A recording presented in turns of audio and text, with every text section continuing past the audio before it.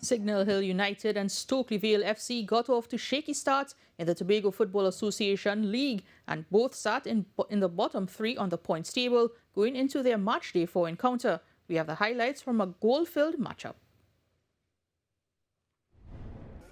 Stokely Vale FC played 2 and lost 2 when they arrived at the Corlan Recreation Ground to face Signal Hill United, who also lost 2 but also had a win under their belt in the 3 games played. They sat in 9th and 8th respectively on the 10-team point standings, with only Charlottesville Police Youth Club propping them up. 16 minutes in, Signal Hill will be gifted the opening goal when Javern John, in the Stokely Vale goal, failed to take the team free kick from Axel George. Into the net it went, and John could only watch the gloves. 2 minutes later, the equalizer was in sight for Stokely Vale after an enterprising run and centre by Keelan Jack, but a shot from Kazim Redman was defended well. That equalizer was not long in coming. Jalen Kwashi with a skillful nod-on into the path of Dareem Taylor, who does well with a finish, and it's all at 1 in the 19th minute. Jack had his sights on putting Stokely Vale in front for the first time, but Abdallah Osman was quick to drop and effect the low save. The Signal Hill attack rewarded their keeper for that save with a go-ahead goal in the 28th minute.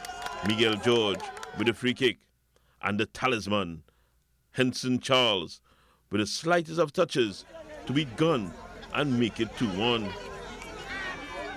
Stokely Vale was now running at Signal Hill and were clearly faster and unlucky. 2-1 is how they went in at the break. That bad luck continued in the second half when Charles put in a performance worthy of Napa with the slightest of contact. Penalty called.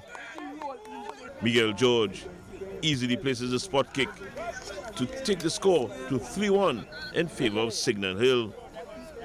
Stokely Vale will pull one back when they were awarded a similar penalty. Taylor would score to burst the game open in the 67th. Signal Hill shook that off and restored their 2-goal cushion with a plum. Nariel Wilson with a bullet from the right side to make it 4-2 in the 73rd.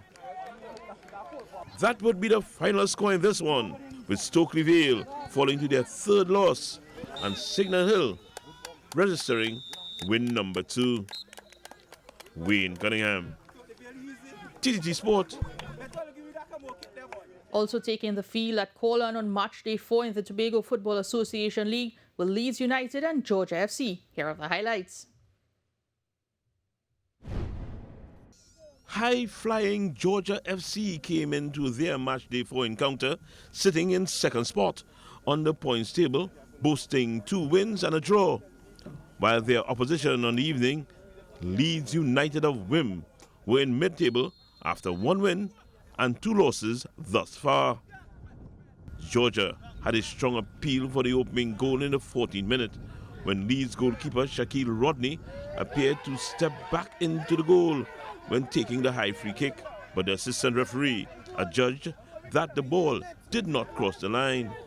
Orlando James had a chance from open play to give Leeds the lead, but connected with the turf while executing his shot. James was then the victim of a clumsy tackle, for which referee Keon York had to issue a yellow card to Jaheim David of Georgia. It was quickly followed by the red, as it was his 2nd caution. Georgia held on with the 10 men to the halftime whistle. Leeds exploited some disorganization in the second half after a double substitution to grab the opener. Tariq Richards with the final touch in the 57th, 1-0.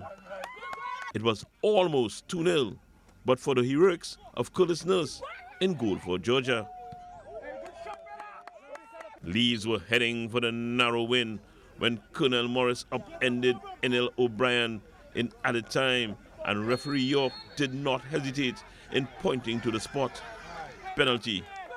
Dion Thomas took the high-pressure spot kick for Georgia and directed the grounder well into the corner to tie up the scores at 1. 3 minutes into added time. And that will be the score at the blast of the final whistle, with Georgia and Leeds settling for the draw. Wayne Cunningham, TTT Sport.